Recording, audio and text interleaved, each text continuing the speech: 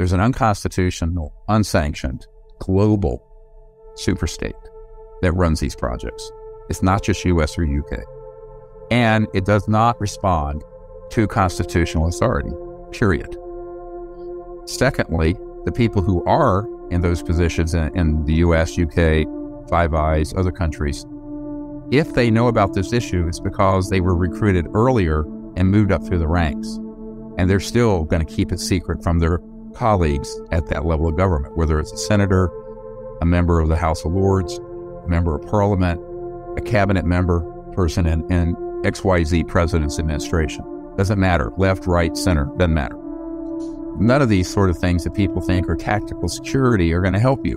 I mean, this is one of the things I'm mentoring the U.S. government on right now, the part of the government trying to get into the UAP, UFO issue.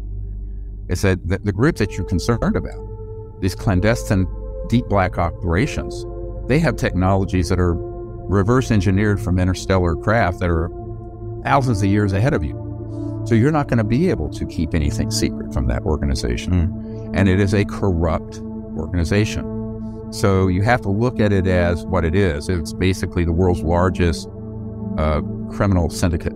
Many of the men and women, mostly men, that I work with have had lethal force threatened at them or their families. I mean, we're talking about a nasty, thuggish, I use the word thugs, for this clandestine, illegal clandestine group. And so I don't, I know the risks that I've taken, I've accepted them. These technologies have been around for over 100 years. And the reason they're not out is because there are very powerful forces that do not want it out. And if you're someone, if you have $100 million, which is a very small startup in Silicon Valley, and a technology like this, you will not get it out. If you had $100 billion, you're not if you don't understand who you're up against and what you've got to do to get around that blockade. Now, the answer to it is actually radical and simple.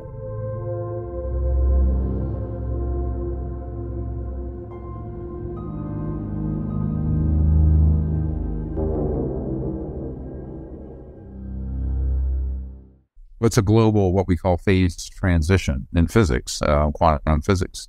And in Close Encounters of the Fifth Kind, that documentary came out a couple of years ago, we described this phenomenon where as you get about 1% of the population aligning in coherence towards a big change, and this is in physics and superfluidity of helium, at that 1% point, everything becomes very, very, very chaotic. And then suddenly, when it hits that 1%, of helium molecules aligning, it becomes super fluid, they call it. Very coherent, very peaceful, almost magical qualities. So I think on a macro social scale, that's sort of what human civilization is going through. Now, the risk is, during that chaos, because humans have free will, we're not just a mechanical quantum physics system, and we have weapons that are very destructive, and the means to destroy the planet environmentally. There's a convergence of risk factors that have come together that are being very badly managed or not managed at all, because the people who are in charge, that we think are in charge, are unaware of the problems or the solutions. In reality, it's more like 120, 30, 40 years of advancements in electromagnetic sciences and post-quantum and trans-dimensional physics, as it's called, that have been suppressed, covered up, for obvious reasons. I mean, you've always had economic cartels on the planet, whether it was this empire or that empire. But now we're talking about a global interest in keeping the status quo of oil and gas and coal and nuclear power, and for that matter, solar and wind, which I think is a diversion away from the actual solutions, because as someone who owns the largest legal solar farm in the state of Virginia, which has 10 million people, I can tell you it will not run our house. It's the largest legally allowable solar farm. Let me repeat that. Without going to a commercial permit, which costs millions of dollars. So basically, the solutions that are actually going to fix the problem, those solutions have existed, but there are very corrupt interests that do not want them out, because And we're talking $2 quadrillion, $1,000 trillion or more in assets that are going to be replaced with things that would sit on your coffee table and run your house with no energy supply, because it's pulling energy from the quantum vacuum flux field or 0-point energy field or whatever the name of the day is. But and I think actually many of these physicists are describing different aspects of the same energy field, to be honest with you. Some have called it the dark energy or the black energy field of the cosmos. I think in reality, when it all gets more quantified, we're going to find that they're describing various parts of the same elephant, but they're all holding different parts of it. But the fact of the matter is, from an empirical scientific point of view, people like Nikola Tesla, not the fake Tesla, not the fake cars. I call that's a Musk. That's an Elon Musk car. He doesn't have a Tesla. A Tesla you would never have to plug in. Listen, it would have an electromagnetic generator in it and motor, a little battery, not 900 pounds of lithium ion poisonous batteries that explode and catch fire. A little battery. It would stay charged. The thing would run. You'd never have to recharge it. And I'm actually talking to a group of people who potentially have a technology that could do it. But most of them are already have made strategic decisions that are going to guarantee their failure. This is a discussion we can get into. Why do we keep making the same mistakes? So what happens is people who are, let's say they're a genius in physics and electromagnetic engineering, or they've stumbled across a phenomenon. The problem is they also think that they're a genius strategically and in terms of what you're up against. Because most people think, oh, Jesus, I built a better mousetrap. Now the world's going to beat a path to my door. And the truth is, Murder Incorporated is going to beat a path to your door. You step on the wrong landmine, you're dead.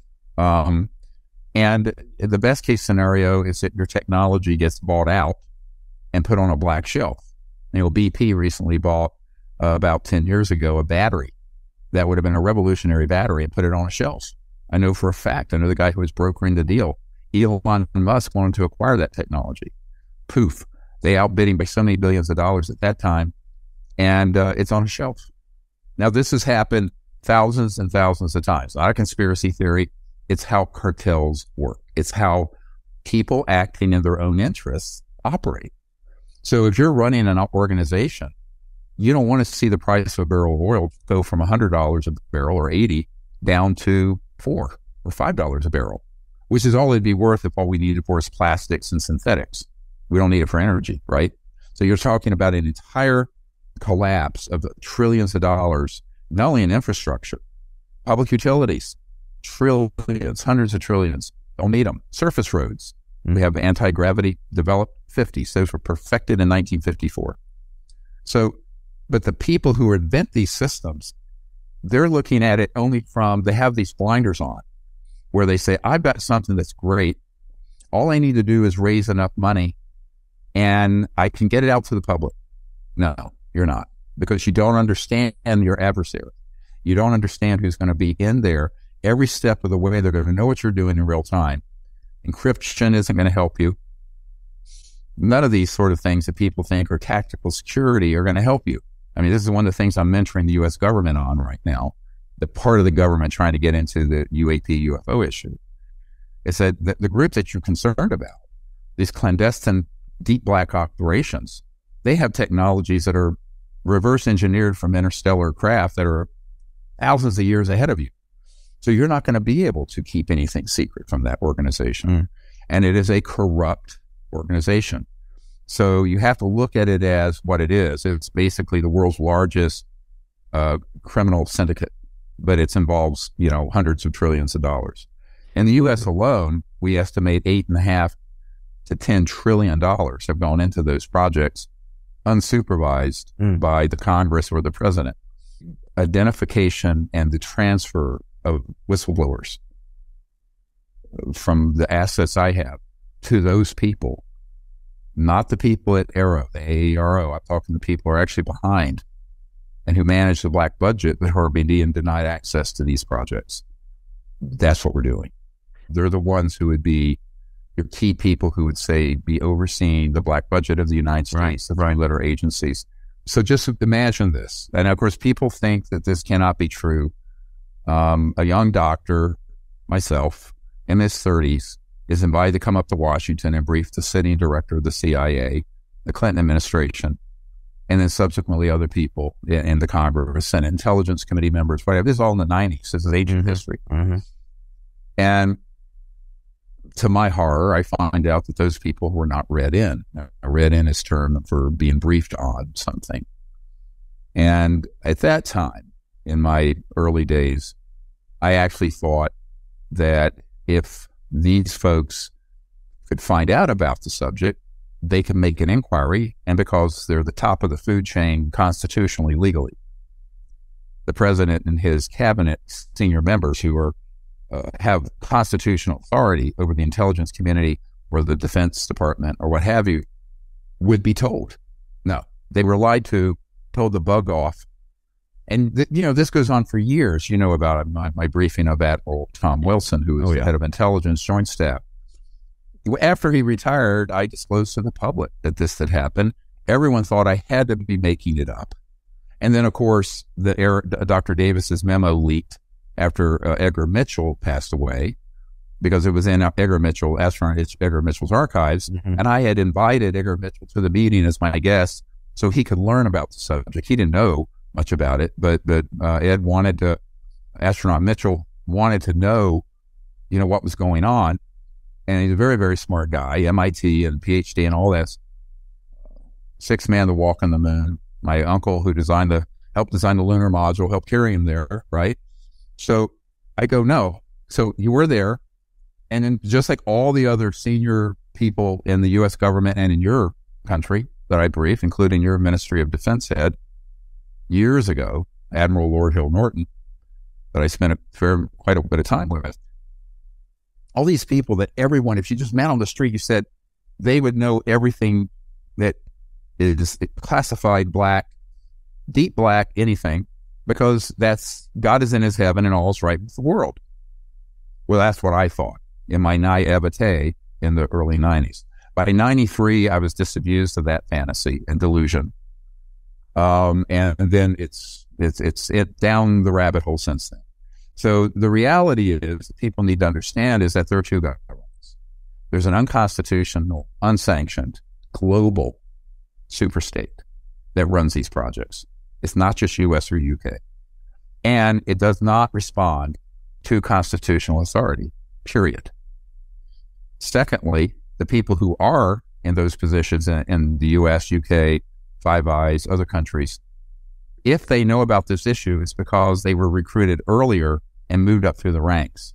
And they're still going to keep it secret from their colleagues at that level of government, whether it's a senator, a member of the House of Lords, a member of Parliament, a cabinet member, person in XYZ president's administration. Doesn't matter. Left, right, center, doesn't matter. So you have to understand the architecture of the secrecy. And then you have to understand what their assets are and what their agenda is. And if you don't understand that, so I get back to these inventors. If you're a bloke who's a brilliant engineer and a physicist working in a garage or a lab or wherever, Lawrence Livermore even, and you come across this phenomenon of how to create a very high voltage signal that taps this 0-point energy field, and you get way more power out than in, which is what over unity means. You're more out than in. It's not violating the laws of thermodynamics, because what's not being calculated is that almost infinite energy field, quote unquote, Nikola Tesla's words, not mine, that you're tapping into. So there's no conflict with the laws of physics if you understand physics, but you have to understand the part of the calculation that's being left out of the equations, which Maxwell, the Maxwell equations were changed to leave that out, by the way, in the late 1800s. So this goes back 120, 30, 40 years, where this has all been trying to be kept silent. Now, maybe in that era, it was the Gilded Age of Rockefellers and what have you. Now, it's their predecessors and the people who are in the, let's call it the catbird seat of the global macroeconomic system. So you have to really understand this is about global power and technology and science and finance. It's not about ETs. It's not about that. these technologies have been around for over 100 years. And the reason they're not out is because there are very powerful forces that do not want it out. And if you have $100 million, which is a very small startup in Silicon Valley, and a technology like this, you will not get it out. If you had $100 billion, you're not if you don't understand who you're up against and what you've got to do to get around that blockade. Now, the answer to it is actually radical and simple. You don't try to patent and keep it secret. You disclose it, open source it like GitHub, the software company, immediately upon confirmation that you have something. Now, no one wants to do that because we're all thinking, I got to keep it secret because I want to be the next Rockefeller of energy and make $1 trillion. I want to be the next Elon Musk. Big mistake, because you can't, to get from where you are, even if you had $1 billion in a unicorn startup out of Silicon Valley, to where the world needs to get in the next 15, 20 years, or we're cooked. That strategy isn't going to work. So you have to rethink the entire strategic nexus, the entire strategic environment, and adjust your plans accordingly. Now, this is a very complex analysis. I'm not going to go into all of it, but if you don't if you don't account for that, I predict at the beginning that it's going to fail. I've been involved in every new energy startup for 30 years at one level or another, and I've advised them. Stan Meyer, who had a water car, all these people, they all made the same predictable mistakes. They all kept their secret sauce secret. They took it to the grave. They were either killed or they died, or it was confiscated through a national security order, or it was bought by a big conglomerate and put on a black shelf.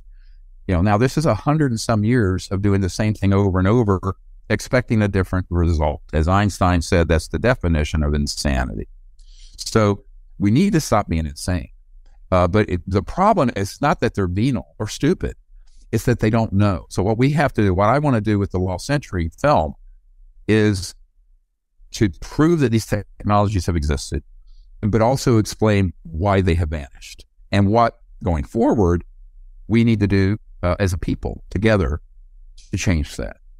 So that means that if you have a technology like this, my group could come in and be sure that, anywhere from 500 million to 2 billion people know about it within a month. How do we do that? Well, the media is going to blacklist this. They're not going to cover this. CBS, BBC, New York Times, Washington Post, the Sunday Times, no way it's going to be covered. So you get Tom Cruise to drive a car running on it. You get Demi Lovato's house running on it. You get Ariana Grande to have her home or her motorboat running on it. I'm not kidding. People say, what? I say, yes. So the people who follow and support what we're doing, okay, here's what we have. Now you need to put this out there to your followers. So they have 100 million, 200 million. Boom. You've just bypassed the blockade in the mainstream media. You've just blockaded the CIA. They would have to uncouple the internet. So there is a strategy, and we have the means to do it. The problem is the people who have these technologies always think, I can't let anyone know how it works because some other group will get ahead of me. To which I say, you should be so lucky, because we need probably several hundred companies bigger than Amazon or Apple to transform 8 billion people living like cavemen, burning stuff for energy, into a sustainable civilization in 20 years. And we barely have 20 years. I'd say it's more like 15. So if you're going to make that transition in the next generation, 20 years, you need to think that you're going to be the sole holder of that technology so that you can be some filthy rich tycoon is not only a sociopathic, frankly, view, but it's not realistic. It isn't going to happen. Now, if you disclose it the way I just described to 1 billion, 2 billion people, open source it, where anyone who knows how to put a circuit together and build it can do it in their garage or their lab or their university. It's squeezing a tube of toothpaste so hard, boom, it's out and you cannot put it back in. Now, time is your enemy on these technologies, my friend. Everyone I know who's hit that sweet spot, figured it out, they dither, they get tied up in lame business small beans, small ball business plans, a few million here, or 10 million there. Next thing you know, they're caught in the trap of all these pre-placed, strategies that are out there being run by people who want to gather these things up. We're in possession of one brilliant man, the letter from the patent office, saying, no, this is a technology impacting the national security, and we will not issue a patent, and you cannot have it. We have that letter. It'll be in this movie. This is not a conspiracy theory. So the problem is, how do you get around that? Well, the worst thing you should do is listen to a conventional technologist, business person, a lawyer, or anyone else who would take a new version of an iPhone or a new version of a software program for Oracle or Microsoft and listen to anything they would tell you, because they have no idea what the strategic landscape is that you're stepping into. They don't know, and the inventors don't know.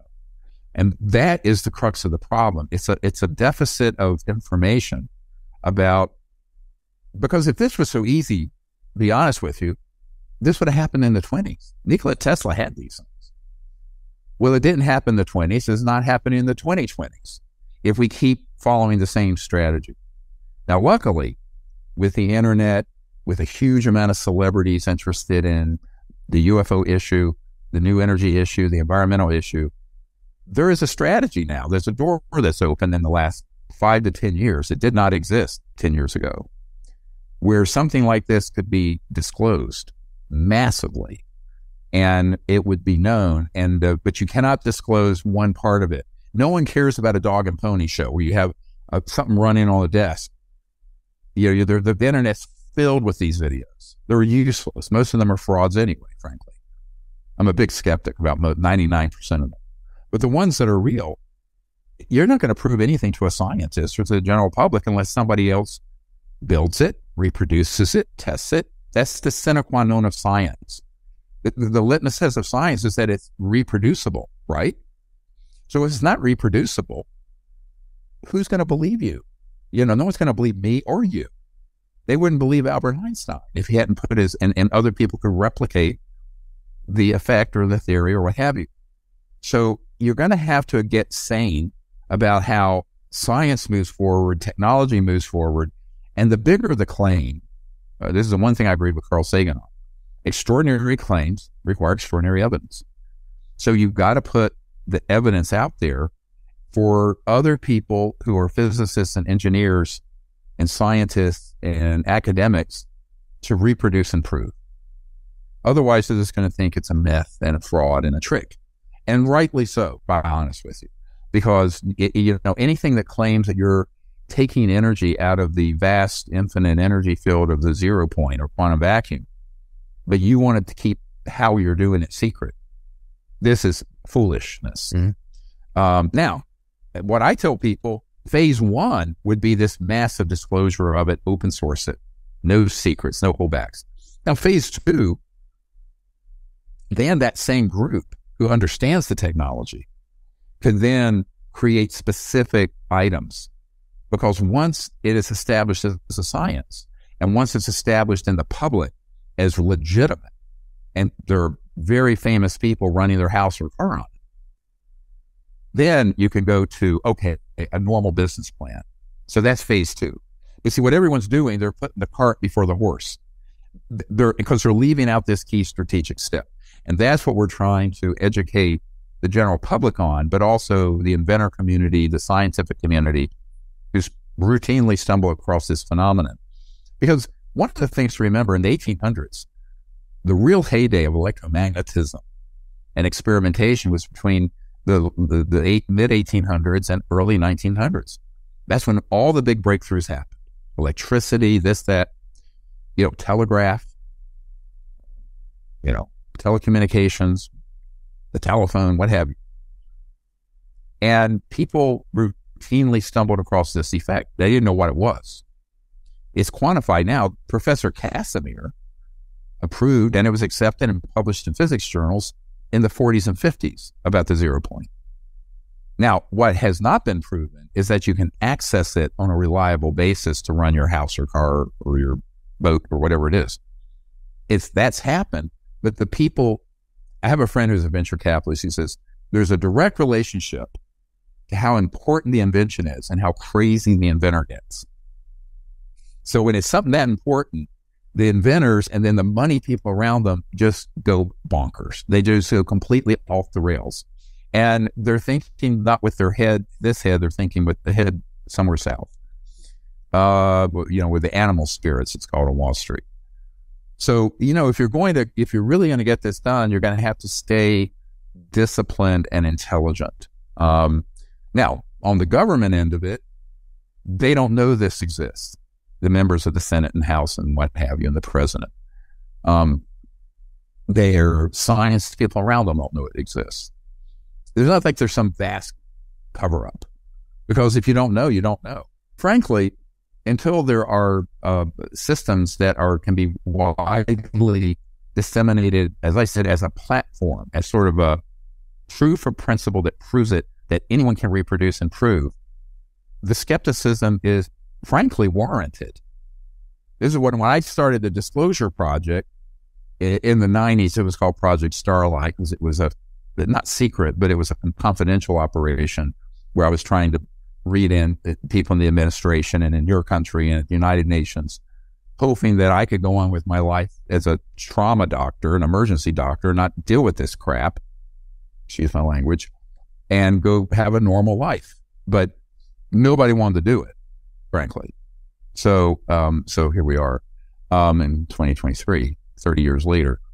But I think that, and from my perch, where I sit, is that you have people like when all this stuff came out about the Tic Tac and the UFO, off the coast of San Diego. Of course, I immediately looked at it with my people. Oh, that's from the Lockheed Skunk Works. It's actually made at the Palmdale facility underground. I have an aerial shot of the underground entrance point. I have it. So I hired a man who had worked for Lockheed, not the Skunk Works, to work with me full time. And something quite worrisome happened. And that is the very people who had been tasked through the law passed in Congress to look into the UAP and UFO issue and issue a report every year on it. The top people who were the most classified folks in that world had been taken out to facilities where they were shown a basically antique jet aircraft and were being gaslit, deceived. Now, luckily, these guys were smart enough to know they were being deceived. So here's the problem. If you and your colleagues and the people, the bosses you answer to in the constitutional government of the United States you find out you're being absolutely gaslit and deceived. This cabal, this sociopathic criminal enterprise, way overplayed their hand with these guys. So after they were being misdirected by Elizondo and Chris Mellon and all these people for 3 or 4 years, finally these guys called me up and said, we need to meet. So I go in with a presidential level briefing dossier with the project code names and their location and where the facilities are and which are the contractors, which aerospace companies, which are the subcontractors, where is the gate, the northwest gate into the Nevada test range north of Nellis Air Force Base, up above Area 51 and 52. And I just brought all this stuff into a secure facility and said, here, now how much of this do you want? We want everything. I said, well, you'll get everything. So now what we're doing right now, and we need people's help, is we are assembling that entire intelligence archive, but also actionable information going back from the 40s to right now, things going on right now. And it's being put into a massive hard drive system, which we are handing off, including the names of key whistleblowers, who the contractors are, where the offices are, where are the SCIFs and the deep underground military bases. So this is all being an excruciating, mind-numbing detail in the process of being handed off. I started that process in February. It's continuing and picking up speed now. That is how these guys have gotten on the inside. Now, they're not going to, if you go knock on the door of some big corporate or a deep black program and say, pretty please, will you let us come in because we're TS, top secret, special compartmented information, a special access project cleared, blah, blah, blah. They're going to say, go away. They're not going to give you anything. They will not give you the time of day. Now, most people listening say that cannot be true in a civilized society where the rule of law is supposed to prevail. I said, but it is true. And that's the problem.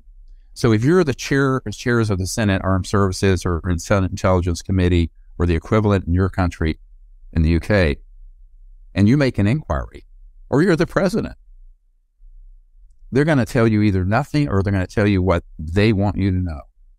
So this is where an independent outside entity, such as our group, has to be a check and balance. The media is not being a check and balance right now and haven't been for decades. So that's why we need help. Now, the good news is that since we got this bill signed into law right before Christmas, that protects whistleblowers and people with non-disclosure agreements, like this one man I'm working with currently signed an 80-year non-disclosure agreement. Of course, he was in his 50s when he signed it. But he had baseline access across 18 of these unacknowledged special access projects, dealing with UFOs, the technologies, the ET craft. So I'm ushering him in. So what everyone needs to do who's listening, if you are someone in America or even in another country who have been firsthand directed, involved with these, contact me at SiriusDisclosure.com, SIRIUS Disclosure.com. It will be handled confidentially. You will be checked out.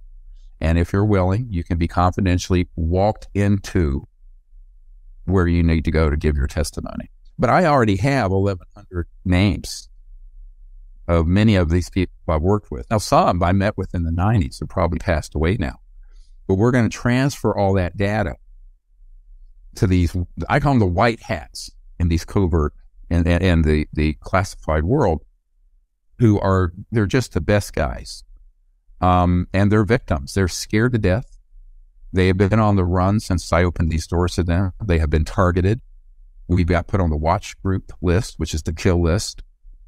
Doesn't deter me at all. I've been on threatened like that since 92 and 93. But I think that this progress is something like I haven't seen in 30 years. Not because of what you're reading in Politico or on CNN, but this other, what's really going on. So there's the dog and pony show you're going to hear about through ERA. And then there's what's actually going on. And I know that John Warner IV, who was Senator John Warner's son, and by the way, Paul Mellon's grandson, the guy who helped start the CIA and all this started, and he feels this way. You have a moral obligation to not play games with something like this. So you don't go and sit with senators and say, gee, maybe this is from China, or we don't know what this is, when you do know what it is. If you know what it is, all that kind of gaslighting and perseverating and dissembling and half-truths and mealy-mouth, no. I mean, we're 75 years into a cover-up that has cost the world its future and is now an existential threat to the human future. This is not the time for playing those games. So I know I can be very brusque. I'm an emergency doctor, and if you've got a bleed in your brain and you're going to die in 30 minutes, I'm not going to tell you got a migraine and go home and take 2 aspirin. So, which would kill you, by the way, because it's a blood thinner. So you have to, I just think this is not the time for those games. And so here's my conclusion. I don't know him personally. I do know that if you say things that are demonstrably not true, such as, we don't know what these are, we don't know where they come from, we don't know that the U.S. covert aerospace companies, like my uncles, Northrop Grumman, have worked on and developed black money research projects that have man-made UFOs zipping around and have had since the 50s. All this is out there and has been dispositively proven by testimony, documents, everything that we put out in the Disclosure Project for 30 years. To then go up and have access to key members of the U.S. government and say things that are provably false. This is a problem. I don't care who you are. I don't have a beef with him as a person. I have a beef with anyone who does that, because if you have that kind of access and are from the Mellon family and have had those senior positions in government, meaning I have supported you with my tax dollars, since I've never gotten an Indian head nickel from the government and paid millions of dollars into the government for taxes. My view is you have a moral obligation to either be quiet or speak the truth, but don't do anything other than that. So that is my beef with, okay.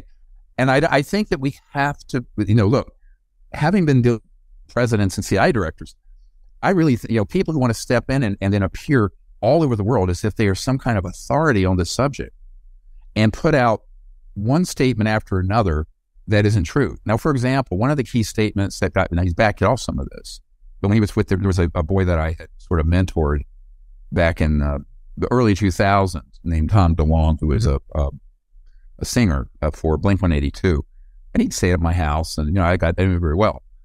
But, when all that started happening, after Unacknowledged hit 750 million views, by the way, and they stand up this organization, and what happens is that they're putting all this stuff out to the public of, one, they're a threat to the national security, implying there's some alien threat. There is not.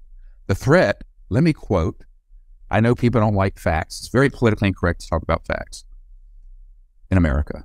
But here's a fact. We published, and you can look it up, the letter from the first director of the CIA to the New York Times in 1961. After Eisenhower said, beware the military-industrial complex, Admiral Roscoe Keeler wrote a letter saying, not only is the UFO issue real, but the secrecy around the UFOs is a threat to the national security.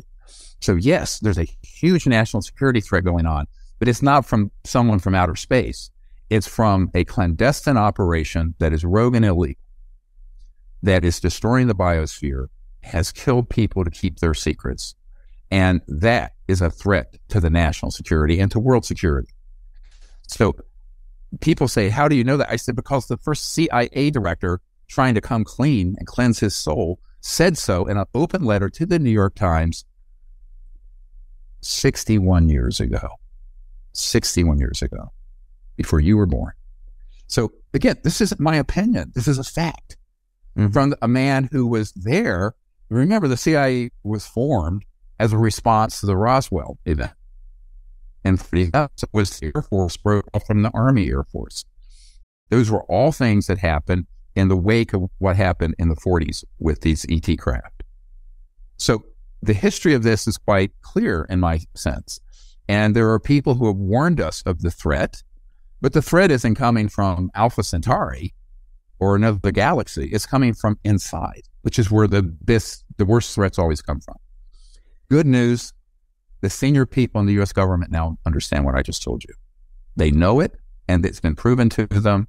They've been victims of it, and there's no more, they're not going to be deluded by this anymore. If you have technologies that are 10 to the 6th to 10 to the 9th years, 100,000 to 100 million or more years at more advanced than what you and I are using right now, and you were malevolent,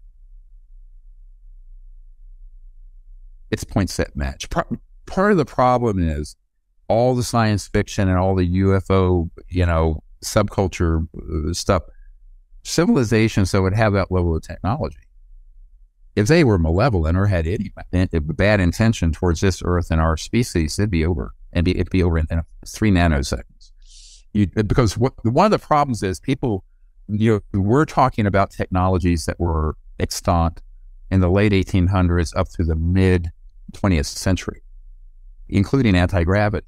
Now, when you start talking about space-time transferring through space-time beyond the speed of light, transdimensional physics, and you have that ability for entire spacecraft people, space centers to go from point A to B, You have that as a reliable, reproducible technology for millennia. Look, the state of human civilization would be like flicking off a flea. So I tell people, it's great to have those fantasies because everyone loves to have someone to hate, and humans love to be divided into warring camps. It's our original sin, in my opinion. It's where racism, homophobia, all that stuff comes from. Someone wants to feel better than someone else. So you have to have, it is not politically correct to be blatantly a racist anymore. Well, in some quarters it may be, but it's okay to be an interstellar racist and say, oh, there's this species out here. I don't see any evidence for it, but even if there was, what are you going to do about it? And this is this was one of the conversations at the end with Admiral Wilson. He says, well, the best thing I know I have is a B-2 stealth bomber. And I found out there's a secret group that have things that can do circles around it. And that they're interstellar, that's way beyond that. I said, yes, you're correct. Now, he was the head of intelligence for the Joint Chiefs of Staff. Now, a very similar conversation a few years later happened with the head of the Defense Intelligence Agency when I was briefing him. And in America, just so people know, the top of the intelligence, you have the CIA director, civilian, but the top of all military intelligence is the director of the Defense Intelligence Agency, DIA, not CIA. And so, it was a very long briefing at his conference room at the Pentagon. And he had run into the same thing. He had been denied access, but he came to the same conclusion. He said, boy, these are so advanced that, obviously if they were a threat. I said, yeah, and the threat is the clandestine human operations. Because they're the ones who can pull the trigger on false flag and other operations that will keep all of you deceived. And so it has come to pass. I think this is where, the security of the future security of the world is not only involving, obvious discussions of peace and weapons, but also the technologies that could save the biosphere, but also in world poverty. Because I think before the biosphere collapses, we're in probably bigger risk. Of the 3 billion people, The Economist, the British publication that I read, recently came out where the 3 billion people don't have any means to cook their food. So they're cutting down old growth rainforests or desert scrub to make charcoal or to cook. That's 3 billion of the 7.9 billion people. That's not a sustainable or just civilization. And if there's no justice, there's no peace. So all of that can't be fixed with a windmill or a solar panel. It can be fixed with these technologies, but it means the termination of the 150-year industrial revolution, antique technologies of coal and gas and oil and what have you, and nuclear power. With nuclear power, you don't get energy from the atom. You're actually just creating heat from fission and running a steam engine, like a choo-choo train in like 1840s going to California. That's all a nuclear power plant is. Except you have the added bonus, while there's no carbon, you have 1 million years worth of radioactive waste that causes cancer and kills life. So, and how do we warrant 1 million years worth of deadly toxic material when our civilization is only a few thousand years old? We have these investigations going on in Congress. We have millions of people doing CE5 peaceful contact to show a nice face of humanity to the cosmos instead of just some warmongering twit. But the technologies are still in this box. And there are brilliant civilian, not covert programs, scientists who keep discovering this phenomenon, but they keep making the same mistakes. What we want to do is provide a sort of a guide pathway of okay, you come across some of these technologies, now what? And the now what, the answer to that needs to be informed from the 30 years of research and experience collectively our team has with why everyone has made these same reproducible errors. You brought it up a couple of times, so I'd like to kind of just quickly highlight it.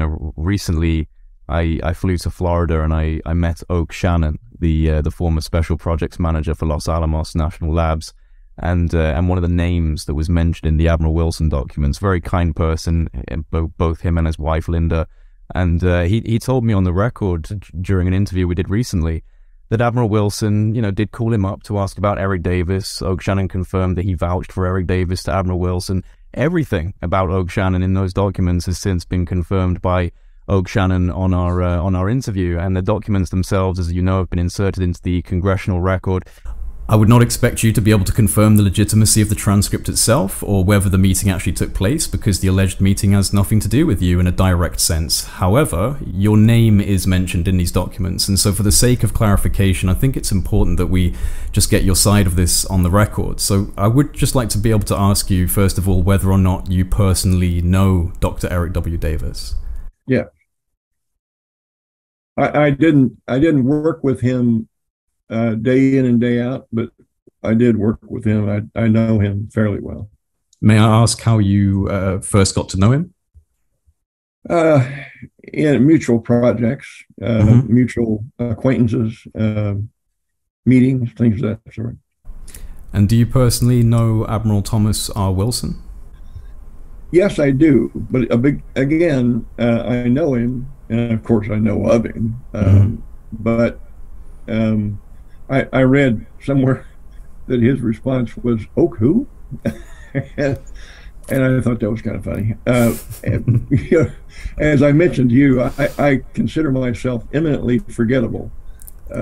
So I'm sure that my memory of him is stronger than his memory of me, because he became a flag officer. I went off and did weird things on top of a mesa in New Mexico. So, so I would expect that he would not remember me as well as I remember him. Did Admiral Wilson get in contact with you in 2001 or 2002, inquiring into the background and overall trustworthiness of Dr. Eric Davis? Earlier than that. Was it earlier than that? My apologies. Yeah. No, it's well, we moved to Florida in 2000, and Linda is listening in the background, so she can yell at me and tell me if I'm wrong. Hey, Linda. 2001. I had had a heart attack and had actually died on the ICU table, and had my own out-of-body experience, by the way. Yes, I want to talk to you about that a little bit later on. Absolutely. But I was eventually forced to retire medically because I could not get back in the saddle, even remote work. And I was at home. I was several complications out of that experience, out of that problem, kept recurring over the months. This was in like May of 99, honey? Yes. Yeah, May of 99.